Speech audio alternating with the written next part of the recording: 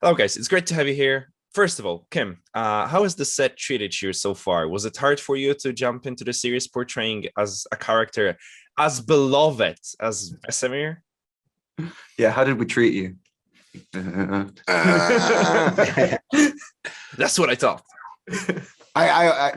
First of all, watching the games, studying the games, love it, well produced, fantastic. Love Vesemir's part coming onto set. Everything is built one-to-one.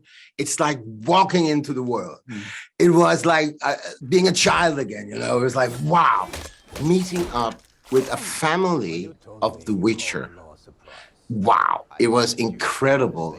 They have so much love for what they're doing and a great energy.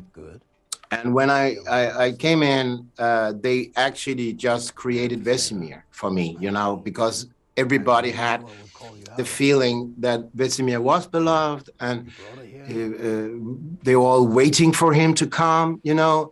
So based on the script that the creation of Lauren, what she was creating for Vesemir was incredible, was so eatable for me to go into. And the meeting with all the characters constantly developed my character. So I totally forgot about that pressure that could have been there to join such a big world with such a big fan group and people with knowledge, with books and games. But it was easy. It was a lovely family to walk into. Quite a few of us went on Kim's first day, tried to get in the set to see him on his first day to like watch him act.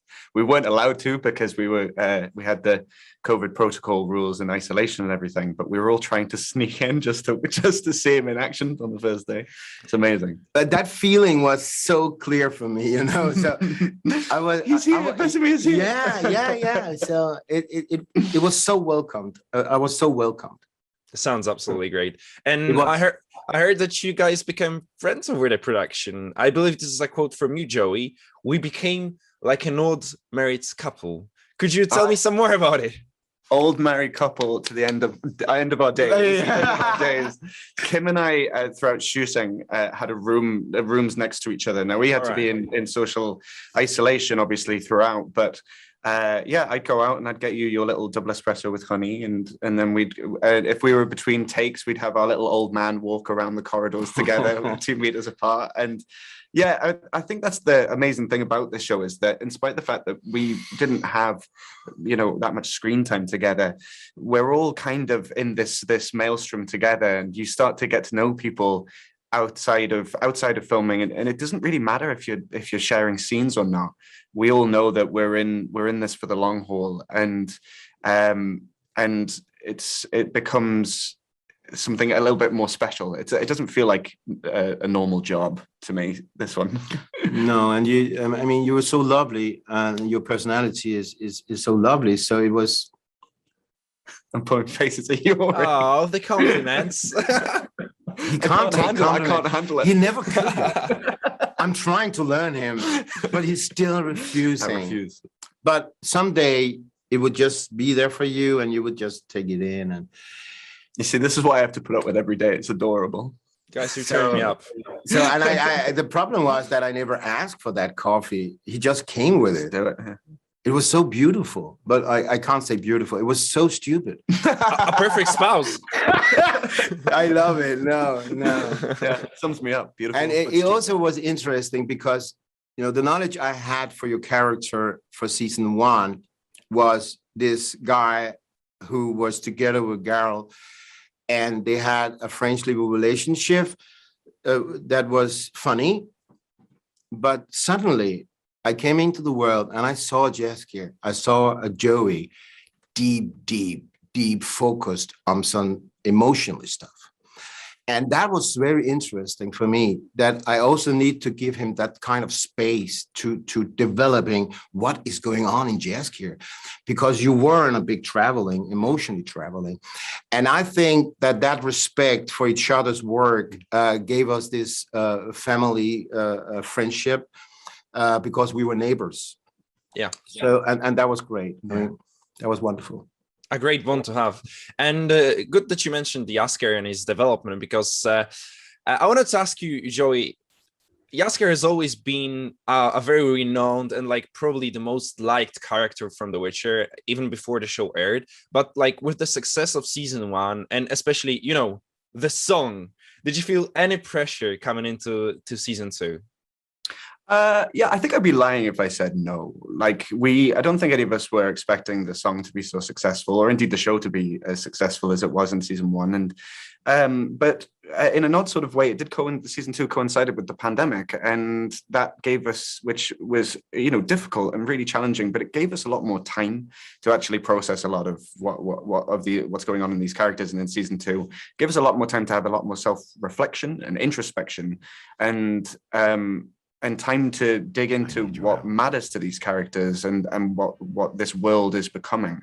And I was kind of, in an odd sort of way, slightly thankful for that time, because in spite of the pandemic and the tragedy of the pandemic, because it meant that that pressure alleviated the more I got to explore the character. So by the time I got on set, I felt like I had a real ownership over it. I knew where I wanted to go with it. Lauren and I and the directors all had talked about it endlessly. And so there was a self-assuredness to reprising the role. Okay, that's great. So like the burden of the character in the song didn't feel exhausting at all because of the time? No, I do feel exhausted most of the time playing Jaskier anyway, but that's only because he just jumps around a lot. yeah, that's true. Okay, but I was like physical exhaustion. Anyway, going forward, I know that most of the series characters are a mixture between the books and the game, and like there's a pinch of personal interpretation, probably more than a pinch. But I wanted to ask you, Kim, what was your inspiration and approach in becoming Vesemir? You already mentioned the games before, and I know you played them with your kid. So I just wanted to know, how did you approach the whole Vesemir angle?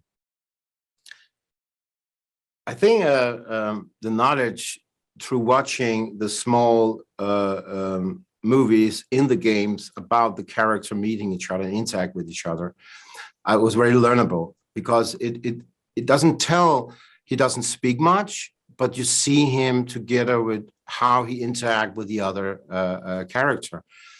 And based on, he's always a little in the background of Geralt.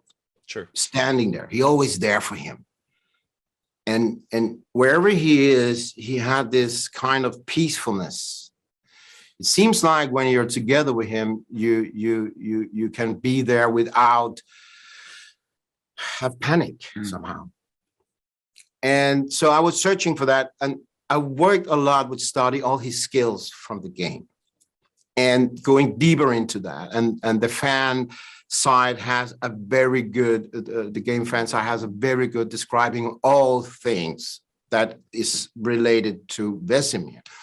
So I was studying everything, and it was great traveling, because the knowledge of his skills and what his profession is gave me that possibility to have that peacefulness. And based on my own life, I have lived in the forest for 20 years. I work in the Arctic. I always love to travel up there. And so my knowledge about being alone in nature for a long time, I could use here in that character, because that's exactly what a Witcher is. So, oh God, that was perfect. So, and that's also when I met Henry on set, because he had exactly what you're saying, a big respect for both books, but personally, when I had seen interview for the games, and his knowledge about it is huge. And so when he had this talk with me about Vesemir for the first day, and we talked about all this, he was like, you are Vesemir. You understand him. I believing in you. We have to trust together. And you know what? What a beginning, you know. So through that, we had a fantastic talks about exactly about what I'm talking about. And that gave us so much energy together that you can see on the screen. because we really know about each other's what we want with nature as a person, and what we can get out of it. Yeah, for sure. And Vesemir is sort of like father figures to Geralt, and it shows in the series as well. But going forward, I wanted to ask you, Joey, how does Jaskier develop and evolve in season 2 compared to season 1, when he was mostly a goof? I feel like that I put that on my CV. Goof. Mostly a goof. Mostly a goof. Mostly. Yeah, the journey that Jaskier goes on in season 2, it's faster in some ways, and there's a real learning curve for him. For the first time in his life, he's on his own. He doesn't have a huge brute to get him out of sticky situations. He is alone, and learning to be on your own is one of the most can be one of the most rewarding things in life, is to be happy with oneself and in one's skin. And I think that's what he's learning to do, and he's doing that through his music, through his storytelling, and he's also able, because he's becoming more, I guess, self-assured and more introspective. He's discovering more about himself. He's now open to new friendships and new experiences, and we get to see him now interact a little bit more with Yennefer. We get to see him make some moral choices and put himself in danger, knowing that he's wanting to do the right thing. And he might not come out of this alive, which I think that's the biggest thing that separates season 1 and season 2. He's a survivor in season 1. And in season 2, he's like, well, maybe I can be a hero in my own quiet way. Yeah, that was exactly what came to my mind, that he actually sounds like a proper hero. So it sounds like it's a good development. Come on, maybe he's not mostly a goof anymore, but but we'll see in the series. Anyway, I hear that Henry Cavill is great with the sword. Like, there were so many compliments about his sword play. But I wanted to ask you, Kim, did you have any previous experience with like fencing or sword play or anything like that, or was it your first? No, it's part of my training. I'm trained on theater. I went on theater school, and on theater we do that a lot. The first movie I did has always been with sword. We're coming for this area where they like Vikings. But every time is different, because every thought and fight master have a different way of dealing with it. So you can have a knowledge about it, but mostly I got the knowledge from when I'm hunting with the hunters in Arctic circles, and how they're thinking in nature, how to hunt in nature or how to fight in nature. So that was based. I didn't know you did that. That's amazing. No, I see it. I never do it. I have never killed an animal. But you observed them doing it. Yeah, and it's wow, yeah, that's incredible. No, I'm very lucky. So just to have that knowledge, and I talked with the stunt team about it, and they have the same knowledge. So we actually made the ground base of Vesemir through that. And I never do because he was so good. And I mean, it's annoying, isn't it? I love to see him. No, but that's Vesemir. Vesemir is, everybody thought that Vesemir is a very good fencer, but actually he's not. He's just a good trainer. And so based on that, I had a great stuntman that could go and play with Henry, not to disturb his work, because he's a dancer when he had the sword, and not to interrupt that dance or timing. Mm-hmm. It was very, very necessary for me to have the stuntman to take over, because I could blah, blah, blah, it takes a long to come where Henry is. So I used my stuntman a lot to do all that, not to disturb his work. I tell you one thing. I was looking forward to it because I am good of it. Of course I'm good. So, and I still wanted to have some scenes with Henry to do it. And we were training. The day before I had to meet Henry on set I cut my finger. Like I really deep into our home I want to chef, And I didn't even use the knife. I was unwrapping it. And I have to go to the hospital, and I was sawing it with 5 stint. It was into the bone. I was bleeding. I said, "Oh no!" And I didn't want to tell anybody because I wanted to do it.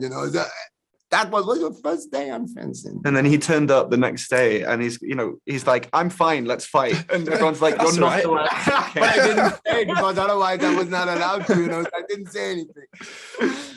But that was my first day of, So I let the stuntman do so much. All right. So basically we're blaming Kitchen and also Henry for being too good. That's acceptable. That's acceptable. That's totally acceptable. Like I hear that from one of the previous interviews, I heard that you're a big fan of Witcher in Polish, Joey.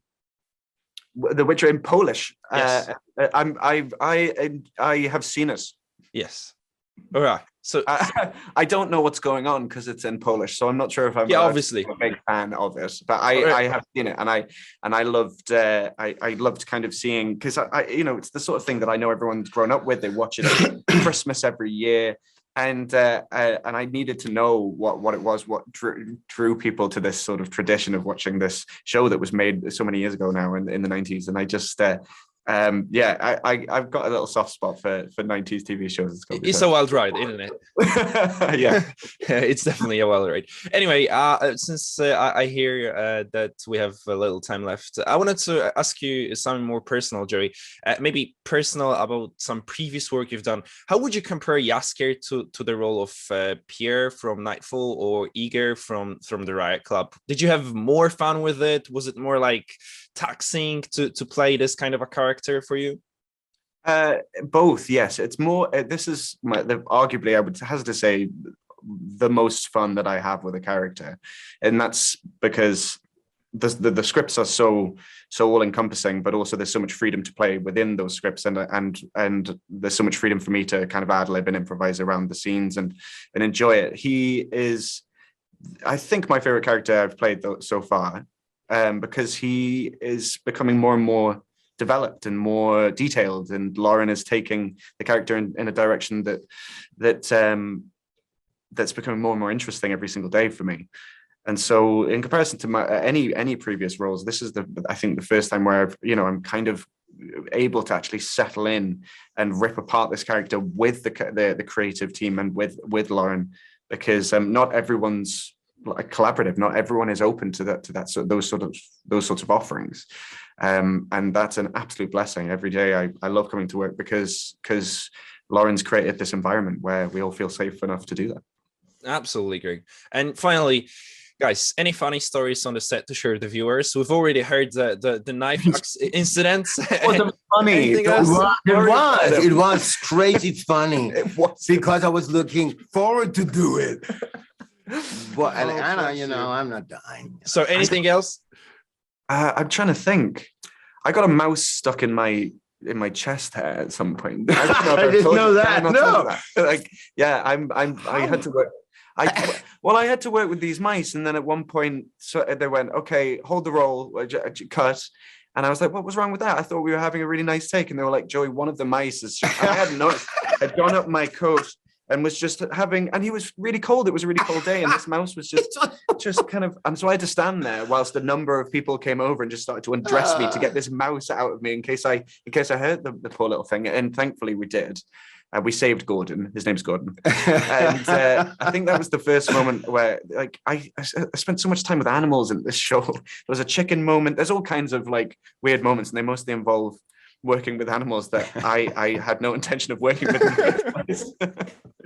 So not only you give me a funny story, but also an adorable one. Thank you guys very much for this interview. It was great to have you. Bye. Thank you so much. Thank you. Take care.